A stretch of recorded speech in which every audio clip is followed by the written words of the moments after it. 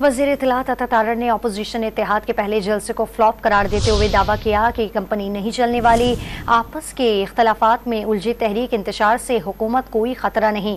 فیض آباد دھرنا رپورٹ پر کابینہ اجلاس میں کوئی بات نہیں ہوئی۔ جاوید لطیف کا بیان ان کی ذاتی رائے ہے۔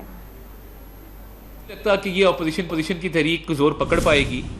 جو بلوچستان میں پہلا جلسہ اپوزیشن کی جماعتوں نے کیا وہ ناکام جلسہ رہا، تو یہ تو آپس کی جو پھوٹ ہے تحریک انتشار کے اندر، وہ جب اپنی ہی صفوں میں اتحاد و اتفاق پیدا نہیں کر سکے تو انہوں نے اپوزیشن الائنس کیا بنانی ہے۔ اور فیض آباد دھرنوں کی رپورٹ کے حوالے سے کابینہ کے اندر تو کوئی ڈسکشن نہیں ہوئی، نہ زیر غور آیا ہے۔ پارٹی کے اندر بھی جب ہم بات کرتے ہیں ہمیں اجازت ہے کہ ہم کھل کے اپنی آراء کا اظہار کریں۔